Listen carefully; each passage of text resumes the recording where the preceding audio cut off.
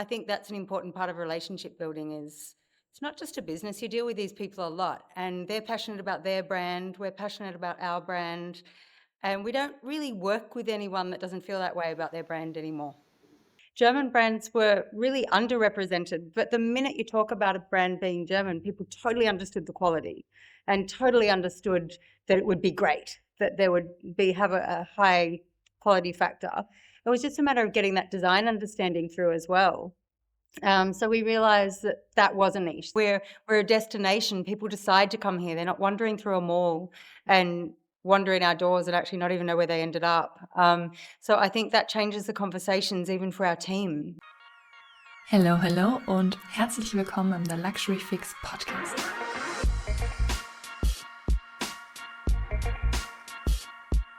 Mein Name ist Diana, schön, dass du da bist.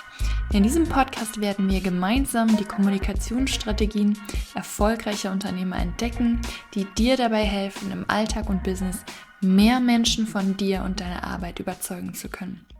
Wir steigen tiefer ein in die psychologischen Zusammenhänge, sodass du dich und deine Mitmenschen in Zukunft besser verstehen lernst. All das mit konkreten, direkt umsetzbaren Lösungen, die du anwenden und damit Ergebnisse erzielen kannst. Erfolgreicher kommunizieren mit The Luxury Fix. Welcome to today's episode, and as you can hear, it's the first time we record in English because we have a very special guest with us, Terri Winter, the co-founder and curator of Top 3 by Design. Terri is not just an entrepreneur and designer, she's a true champion of authentic, sustainable and innovative design. For over 2 decades, she has been bringing unique, high-quality creations from around the world to Australia, helping people discover timeless pieces that enrich their life every day. And as a judge on various design panels and a host of the TV show Australia by Design, Terri's eye for style and dedication to originality is unmatched. And today we'll be diving into her journey, her passion for design, and how she continues to set standards for excellence in the industry. Please join me in welcoming Terri Winter. Thank you very much, Diane. So nice to see you, Diana. Perfect. Yeah, me too. And I think all the listeners are already excited to hear about all your experience. And let's start at the top, I would say. What inspired you to start Top 3 by Design? And maybe what has been the most rewarding part of your journey so far? There's a couple of interesting things there. I guess we started in 2000 and opened the first showroom in 2001. So we're 23 years this year. It originally started as almost a side project alongside other things I was doing. I was working in graphic design and other businesses as well. And I met my husband, who is German. And when we got married, we wanted to look at different areas that wouldn't maybe be 24-hour days for both of us, because he was in advertising and I was doing graphic design and other design related things. And so I kind of started this concept of curating original design product because we had a real problem in Australia of replica and people understanding what real design was. So I became quite passionate about being an advocate for original design here. And it just started slowly like that and never really thought about where that would go from there. And then now we are 23 years later and 2 very large furniture showrooms and online business, and spending a lot of time in Germany actually, because we have a really big stable of German brands now that we're exclusively host in Australia. Yeah, pretty cool. Such an interesting journey. And you mentioned before that there were a lot of replica in Australia.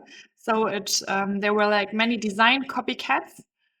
Yeah, look, Australia has a really difficult history and law around original design. It's very hard for Europeans to actually get their head around the poor support for designers that there are in Australia, actually.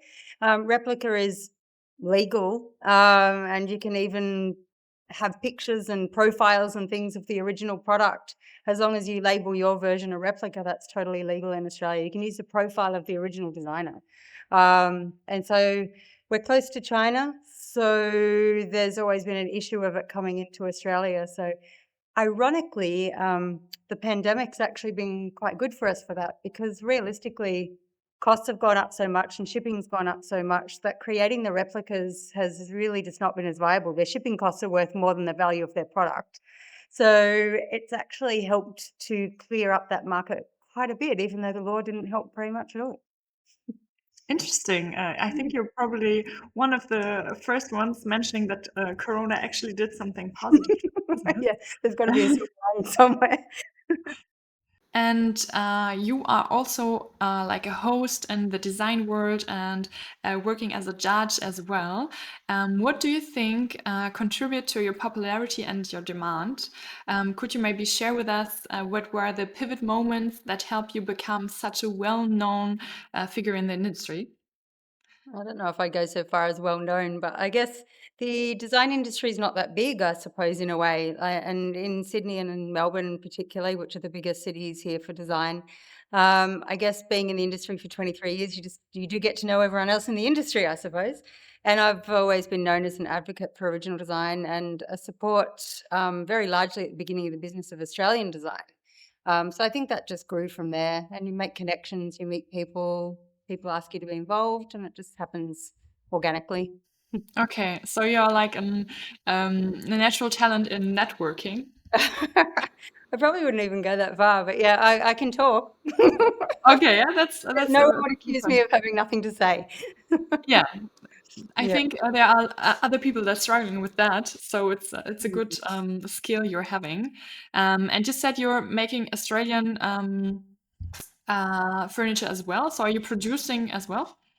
No, we don't manufacture or produce products. I curate the correct collections from brands and original designs. That was quite an interesting decision early on in the business. Like around 10 years ago, there were a lot of I know advice around that everybody should have their own brand and do your own label, and you're well known, people will buy it. And I always just had this feeling that it would take away from the integrity of my curation from original designers if we had our own one competing against people. So I never went down that path, and I'm very glad I didn't, because I just don't feel that that's a good direction. I like supporting a community. Most of most all of our furniture is actually made in Europe. Um, we have Australian accessories that are made here, but the furniture that we stock is primarily all German or Scandinavian. Oh wow, yeah, that's also like an USP that you have for your online shop as well, right? Yeah, yeah. Perfect. I'll just do that every now and Yeah, then. it's perfect. Mm. And do you have like some kind of tips maybe for the listeners regarding the communication in front of the large audience or in public? As as you already mentioned, you have a good yeah talking skill. Honestly, I get really nervous in front of a lot of people, and public speaking is definitely not one of my favorite things at all. But I think once I get chatting and I'm talking about a topic that I'm quite comfortable with, then it doesn't really feel like being in front of a lot of people anymore. It's just having a conversation. And I think if you enjoy what you're doing and you're speaking about something that you believe in, then that's a lot easier. I don't think that I could actually be someone who actually was having to do presentations for something that I wasn't as passionately involved in. I don't think I'd be capable, to be honest. So Okay, I think so you just gotta know your topic and love it. yeah, so that's the important part to talk about something you're really passionate about. Yeah. And I have to learn to slow down, apparently, I'm told. I speak way too fast. Ah, okay. I think that's the issue for many people to slow down when speaking, Yeah, yeah, because you get nervous and then you try to tell a lot of things and you're interested in. yeah. Perfect. And you mentioned before that you are working with European brands and German brands as well. And you mentioned your husband that he helped you growing that network. How do you establish such huge partnerships, even not living in Europe yourself? Once again, that sort of happened, I guess, relatively slowly over the years. My husband and I spend quite a bit of time in Europe. We actually do have a place in Austria. Hmm.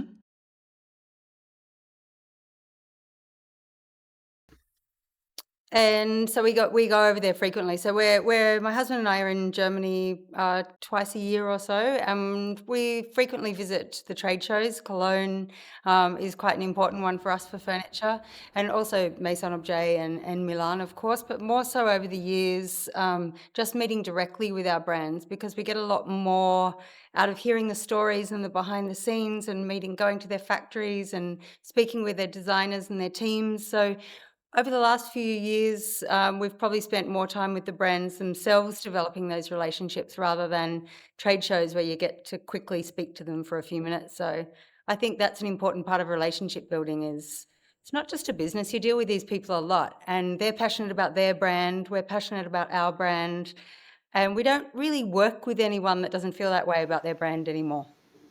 Okay, so these getting to know each other is an important part in also choosing the right brand to sell, right?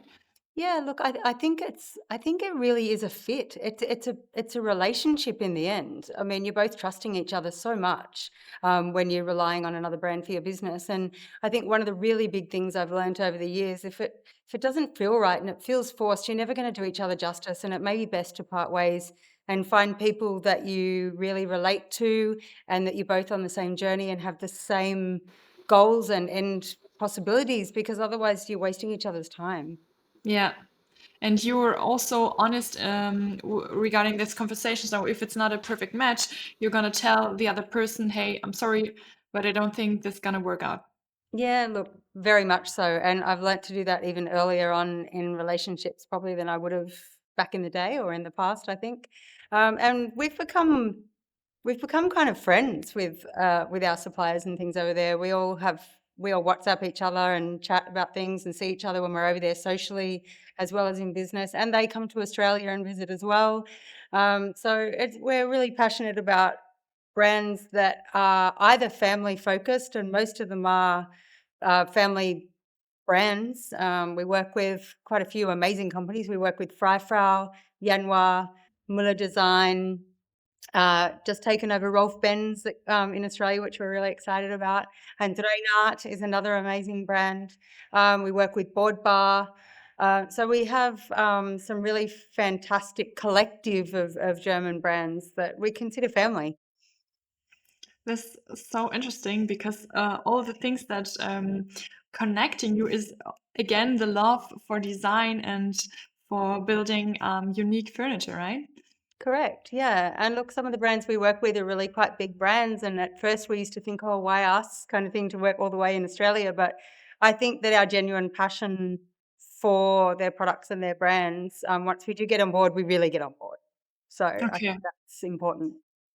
And as you mentioned it, like you thought in the beginning, that's such a huge brand. How did you make the first move to get in contact? Well, a couple of them. Freifrau and Yanhua, we met at the Cologne Furniture Fair, actually the last Cologne Furniture Fair before COVID. So on our trip home, we were like, why is everyone in Singapore wearing a mask? So um, so it was really difficult to build that relationship during COVID, actually. But at first, they weren't immediately receptive because we were so far away and we couldn't get to know them. But we did continue the conversation with them, and it's hard to believe now that we would never work together. I'm just gonna. It's really hard for me to believe now that we wouldn't have worked together, because it's hard to imagine not being in a relationship with these brands. And we developed that just by just constantly being passionate. So we kind of pushed on that one first, because we didn't do a lot of furniture then. We were primarily accessories with some furniture. So they took a leap of faith with us as well. And then a couple of the other brands approached us, and then it's like that relationship building thing again. They recommended other brands to have a chat with us, and some brands we decided to work with and other brands we didn't. And it's just developed once again through those personal relationships and making sure it feels genuine. So the first thing was like a risk for the first brands they took with you. So this kind of yeah business risk you got to take at some point, right? Yeah, look, I think so as well, and for us, it was a lot as well. We were like, "Wow, we were so excited after meeting them. We're like, we really want to do this. We really think we can do such fantastic things." But we were on the other side of the world. We couldn't even go back and visit them because COVID established itself for longer than we all thought. And look, maybe that actually helped in a way because they didn't have another relationship at the time in Australia, so we were able to prove how much that we could support them here during that time, and then since that it's just grown Mm. a lot. So it was probably also the point that you from the beginning saw like a niche that no one else is yeah, helping out in Australia, the point of originality and authentic sustainable furniture coming from Europe. Did you make like a research before starting the business, or was it like just a feeling that no one else is yeah, handling that? I'd like to say it was fully researched, but it wasn't, and I'm not sure I would have done it if I'd known how much work it is to do. But we did know that there was a gap. We knew, and then we knew the originally it was really that support of original brands and the fact that they didn't have that support here, especially so far in Australia. But one of the interesting things more recently and why we've developed more and more into the German brands is of course, my husband is German, and both my boys went to the German international school in Australia, so they speak fluent German. Um, and my German is terrible, so please don't ask me to speak German. I'll embarrass myself. But it's once we started really looking into brands here in Australia as well. Australia's very long been a supporter of Italian brands and Scandinavian design. It's very well represented in Australia, and so it really felt saturated almost with those brands. Yet German brands were really underrepresented. But the minute you talk about a brand being German, people totally understood the quality and totally understood that it would be great, that there would have a high quality factor. It was just a matter of getting that design understanding through as well. So we realized that that was a niche, that it was underrepresented here, and that we had something to offer, that we could do that. Okay, so you needed to, yeah, to represent this kind of German design to the Australian people. And how did you do that? How did you manage to, yeah, kind of educate in that direction? Um, through our customers, we have the most amazing, I guess, showroom environment. My team, like, we're all very relaxed. We're not a snobby furniture showroom and high end. We have very high end brands, but we're a very relaxed environment. We encourage everyone to explore things and and able to have conversations with our clients on a really personal level. So a lot of our customers have grown with us over the 20 years. They used to shop for gifts and things when they were younger, and now they're buying houses, and they trust us. So it's been a matter of even the fact that they didn't know these brands and they didn't recognize them. There was a level of trust that was already established with our clients. And that was really easy to transpose once the quality showed through on the products and the story behind the products was able to be told. So it didn't actually, wasn't that difficult. Okay. And, from your end, it sounds so easy to build up such a big company with two showrooms in Australia. Uh, Um, but I think that the word trust you mentioned is also a big factor if you're doing the online shop. How do you manage to level up that trust on online? Um, that's more difficult, I would say. I think that's just a matter of consistency as well. And we're always working on our online business to change that, and people's expectations of what they need online vary a lot. We were very, very early online, right from the very beginning, even when you had to like send a PDF and fax an order through like 20 before people could even check out online. So we had the luxury of growing with some of our clients and to establish our online business through time. But now it is very technology focused now on the fact that we have our stock levels are fully available. We have very transparent knowledge of whether we have something in stock, even whether the product is a display item or not. We list that on our website. So that develops a level of trust that you can click buy and know that it's Mhm. available. And So our this incoming honest date. transparency. Yeah, transparency, honesty, trust, they're all big words for us, and they're not token gestures at all. And now my younger son, my 20-year-old, is now in the business as well, 4 days a week, and very much my tech right-hand man. So between the two of us, I love tech. So I don't know that we could have been where we are now if I didn't have a passion for the tech side of things as well. I think it must be really, really difficult for people that aren't comfortable with tech. But now I've got my son who's just next level native to it all, and he looks after my app environment. We moved across to Shopify Plus a year or two ago. That was a huge transition because we had a custom website before that. So that was a huge learning curve for all of us, my team and our clients, to transition. And it's really cool now to just have the technology being a tool that we can utilize. And clients forget if they ordered through our showroom or whether they ordered online and then picked it up or whether we deliver it. It's just another access point for a lot of our regular customers. So they research online and then come in, or they come in and then they go home and chat to their partner and buy it online. So we don't treat them as separate businesses. Mm. So Mm. that's, I think, a huge point you're mentioning, that you're aligned with your values and the things you stand for online or in the showroom or on the website. So everything is aligned. And yeah, I think that's what the people feel and where the trust is also coming from, that everything is like authentic, also regardless where you meet, right? Yeah, I think that's probably a good way to put it as well. I mean, look, from time to time, if one of our team makes mistakes as well, we always encourage them to go, "Oh my God, totally my fault." And I think that that's important as well, is to own mistakes that you make and learn from them. Just don't repeat them. Yeah, that's a good point. And I think that's also a little bit the Australian mentality, right? You said that in the showroom, no one is like fancy and high end from the mentality. So everything is still relaxed. And I really like that, yeah, point of view, because in Germany, or as I see it in Paris, they tend to be a little bit, yeah, snobby at some point. And I really like your, yeah, how you attend to this mentality, even if with high-end furniture. Yeah, I think it is quite unique. I mean, look, we're often told that we have a business that's quite different to anywhere else, and I know I'm completely biased, but I would feel like that we do. I think we're really a mix between accessories and furniture, and we're a real amalgamation of a furniture showroom and a design gallery and just somewhere for people to chat and connect and explore design and not feel uncomfortable if they can't pronounce the names of the brands, and not feel like they're not embarrassed when they don't know about the background of something. So I think that's really important for trust. Yeah.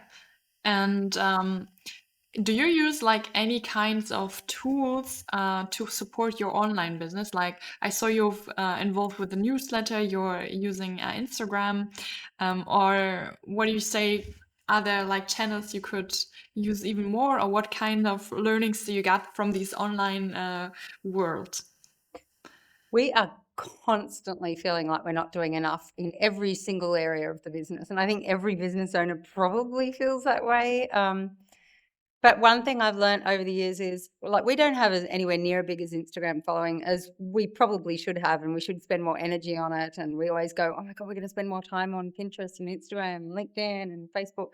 But we're running a business as well, and that's always come first. And I probably at some stage need someone permanently doing that, but it's never been our focus. It's always just been a window to our business. And over the years, I've seen more and more, sadly, more and more businesses that were really huge numbers on Instagram and social media and things, like massive numbers of followers and things, and their businesses folded. And that's really sad. I hate it when businesses close, and there's more than ever. I think that's a worldwide phenomenon at the moment, that more businesses are failing. And I do wonder sometimes if everyone gets so caught up in what they're supposed to do and what they're meant to do, they've actually forgotten about their actual customers. And I think our customers come back because we look after them, and we do need to spend more time on socials, definitely. And it's a great avenue, and it's free mostly to promote, except I guess all their algorithms now try and get you to pay for everything. But I think you can only do what you can do, and I think sometimes you've got to learn not to be too rough on yourself about not doing everything. And Yeah. And you mentioned a very important point, I think, that you put your customers first and don't forget what your business actually is about, right? So maybe someone gets caught up with this online world, how to show your brand and your business, and maybe forget to really do the business, right? And you do it the opposite way. You're focusing on really satisfying your customers, and from there maybe use this additional window, as you said, with yeah, socials. Yeah, I mean, I guess that's how we look at it. But I mean, we are constantly going, oh gosh, we've got to do more. And I should be doing more personal stuff on socials as well. Definitely. I should just be doing more where I'm like getting up and just talking about a new product. And it's something that we are planning to do. And actually just talking to you makes me feel like I really need to get my act together and get on with that. Think I'd actually enjoy it once I got used to it. But you just always feel like there's something else to do. And I think any business owner probably understands that a lot. I think when people look from the outside, they just see someone opening a door and having, and especially with our business, well, they go, oh, you're so lucky to work with such beautiful things. It must be so nice to work here. And it totally is. But they don't realize how much goes on behind it for all those products to arrive and be arranged and done. And it doesn't leave as much time as sometimes you'd like for the rest of things. And ultimately we're a small business, but we're a small and powerful little team. Yeah, and passionate as well. Yeah, yep. Yep. I wouldn't be able to do it without my team here as well. I've got two showrooms, one in Sydney and Melbourne. At one point we had 5 showrooms. But we had a couple of smaller ones, and so we closed all the smaller ones and doubled the size of our 2 Sydney and Melbourne showrooms, and have a good solid team of sort of 3 or 4 per showroom that I really rely on. And some of my office and warehouse team, and that's perfect. I feel like I should have done that years ago. It was so much less stress to sort of have us two locations that I can properly look after instead of 5 that I'm struggling to And be where did that decision came from? I think many business owners can rely that if you grow, that there's a turning point where you lose kind of the overview and controlling point. How did you realize, okay, I need to maybe close the 3 small ones and grow the 2 bigger ones? That happened for a few different reasons. We were in shopping malls for a couple of them, and while we were accessories and stuff early on, that was probably quite helpful. And when we weren't as known, we became known through some of those because you get the high foot traffic. But then, especially once we went more and more into furniture, we couldn't showcase things the way that we wanted to in those smaller footprint environments. And we also had a complete lack of control on our neighborhood, so to speak, and which businesses were near us. And we just found that we wanted to control our message and to be in an environment that we could do that. So we closed those so that we could focus our attention on 2 locations instead of stretching ourselves across 5. Okay, so it was also, how you say, a tummy decision, in some kind of way, that you felt like it would be the better decision. And as well, you mentioned the message of the brand that you are spreading throughout the neighborhood as well. So you're really looking after what your brand represents, right? Um, I like to think so. I feel like we're a community, and I feel like that more community spirit happens in a showroom that is at street level where people come in and that we're a destination. People decide to come here. They're not wandering through a mall and wandering our doors and actually not even know where they ended up. So I think that changes the conversations even for our team, because you do get, street people wandering in, looking in the window, going, "Oh, what is this shop? I haven't seen it before." But it's very different to being in a larger environment where people are just walking around and just wandering with no intention, and it's not deliberate that way. And we really value deliberate shopping. We like every now and then we'll just tell people not to buy something, which seems really counterintuitive. But with our regulars, we'll say, maybe you don't really need this, and they appreciate that honesty. So we're not trying to sell people things, we're helping them purchase. And I think you can do that when you've got control of your environment. And I don't think you can do that in a shopping mall. I wasn't able to. And it's a Mm. total different target audience, right? That you're reaching out to in the shopping mall rather than a nice spot in Sydney or Melbourne. Correct. Yeah, and look, we're a local neighbourhood business in both places in a way, and I think that's how we really like it. We know all of our local bars and restaurants, and they're all big supporters as well. It really is a community, particularly in Sydney on the North Shore. In Melbourne, our showroom is on what you'd call a furniture strip, so that is a little more different. People are destination furniture shopping there, Mhm. but here on the North Shore, we're kind of almost on our own, largely in where we are, but the community's sort of built up around us over the years. But I think that I really enjoy that. Um, I enjoy that relationship with our neighbours. Mhm. And as you tell us about your store, I immediately get the feeling to really wanting to visit you there someday.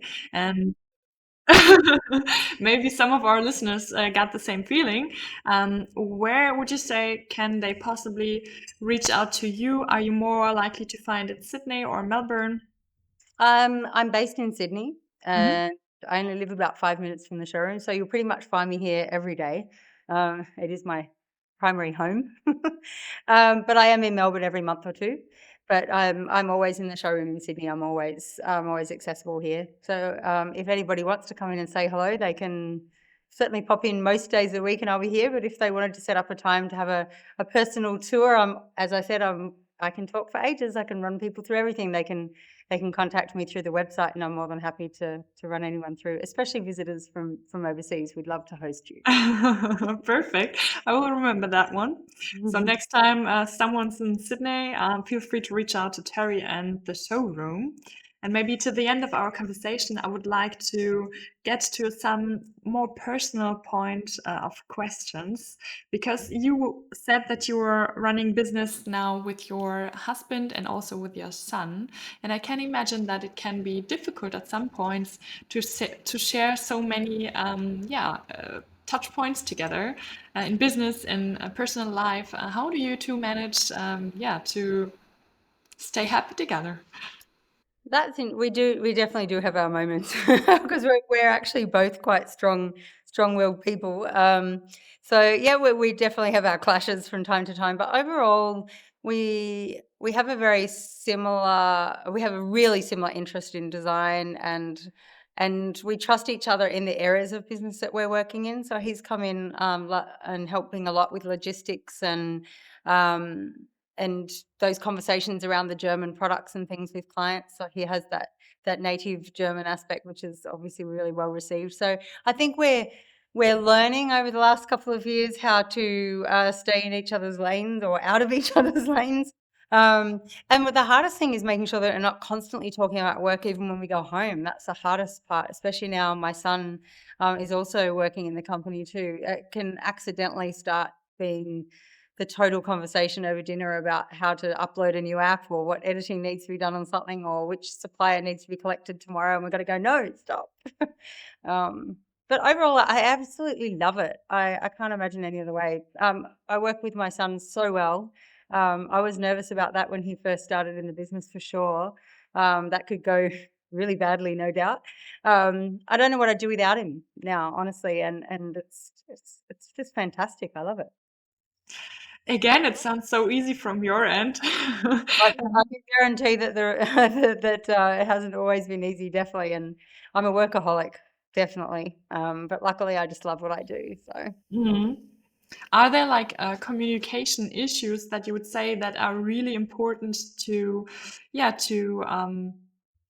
solve or to use?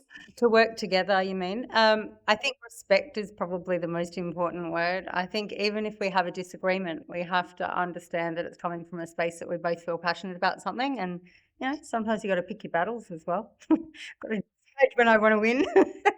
But I think respect is really important, and when things really run the most smoothly and things are the best is when we're respecting each other's position and opinion, and making sure that it's not like you got to be careful that the team don't treat you like mum and dad. If mum says no, go to dad, kind of thing. That can get that can get tricky as well. So I think it's really important to just trust each other once again, and just be respectful of a decision. If someone else made it, you go with it. Yeah, you don't, how you say, question the the decision of the other one, right? Yeah, I think that's definitely an important part, absolutely. Like, I mean, and if there's really something that you feel strongly about it, then obviously you raise it and you discuss it, and even if I'm wrong, which I hate telling, I hate it when it's right, but sometimes it is. Who likes to be wrong? In the end, having those debates and things about something always ends up in a better outcome anyway, because if you end up in a situation where you're arguing something, then you're feeling passionate about whether there's right or wrong, and someone questioning what you're doing is not necessarily a bad thing, because you can end up with a much better result. But being able to handle that at the time is the important part as well, and just being able to go, "Okay, wait a minute, maybe they've got a point," and then having to admit it. Yeah, not taking things personally, or maybe as well. Yeah, yeah, and that can be hard actually, because it is personal. But knowing that they're coming from a good space and trusting that is Mm, is important. yeah. And that's also the point of trust, turns not only to the customers, but as well to the people you're working and living with, right? So thanks a lot for these honest insights in your customer relationship, and also relationship with husband and son. I think that's gets the listeners so much insights. And maybe to the end, I've got two more questions left. Mhm. Um, the first one is, what's up for you at next? So what are the next stations you're looking for, maybe in the year 2025? There's something you are aiming to reach? I think definitely increasing our social media awareness, and you've made me think more about that, and that I can take that same personal approach that we've just been talking about now, and probably extend that. And I would love to make sure that we're doing more around that. Definitely more trips with my German brands and having them come here. We're hosting two of our brands here in November for a function, so we're really looking forward to that. Um, and I think I'd like a couple of years of not upgrading tech, not opening or closing a showroom, and just kind of being able to focus on our business. I love the curation side and I love the styling side, and I'd love to just make sure we continue to have more time to do that. So staying with things that already work out and Yeah, doing more yeah. of that. I don't want to reinvent the wheel over the next year or two. I want to grow areas that have the opportunity, and look for opportunities in what we already have. So we, on saying that, in the back of our mind, at some point, we'd like to get over to Asia and be in Singapore. So that's been on the back burner for quite a while, and my husband keeps bringing that up every now and then. So he may get his way on that one as well. We'll see. Interesting. So a big journey is still waiting for you guys. And then we are heading to our last question of this episode, Terry. Mm, I love to ask that my interview partners at the end. And the question is, what advice would you give yourself 5 years ago? Definitely to back yourself more.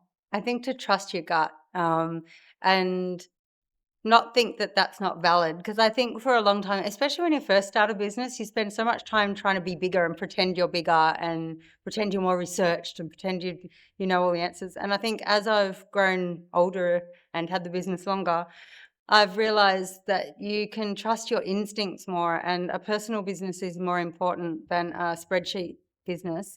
And I would tell myself to just trust my instincts more instead of worrying about whether I was doing things the right way or not. So also of other people's opinion. Yeah, definitely. Everyone's always got an opinion, and I think these days people feel so much more comfortable with sharing it. And I think if you worry about everyone's opinion, it's one of those situations where you can end up just not having any passion left, because you're so worried about judging. And you've got to have an opinion to have something different. Otherwise, all the businesses are going to look the same. So you've got to trust yourself that you can find your tribe, or that they find you. And in these days of social media and a global world, look at us. We're talking to each other when we met on Instagram. Yeah. Um, and you can have a smaller niche audience these days than you've ever had in your life. So you don't need to appeal for everyone. Just understand you're not for everyone, and that's okay. Yeah, that's a perfect sentence you're finishing with this episode. And I would like to thank you a lot, Terri, for your time, for your insights, for your honesty, for being yourself, even on this podcast scenario here. And if someone's listening and maybe is a German brand who would like to reach out to Terri and is like the perfect match on his side, you can reach out on Instagram or through the website or even via LinkedIn. And I'm going to link it in the show notes, and Terri will some point find your message and reach out to you as well. So feel free to message and connect with Terri in Australia. Thank you very much. I look forward to connecting with you sometime when I'm over there. I'll look you up and we'll say hi. Perfect. We're going to do that in any case. Okay, fantastic. Thanks, Diana. Ciao, and see you in the next episode. Bye.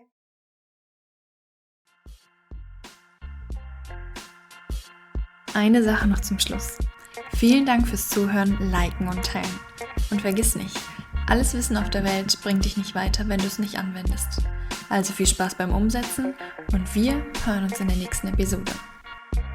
Wenn dir diese Folge gefallen hat, vergiss nicht, diesen Kanal auf Spotify, Apple Music oder YouTube, deiner liebsten Quelle, zu abonnieren, um keine Folge mehr zu verpassen. Bis dahin, mach's gut, deine Diana.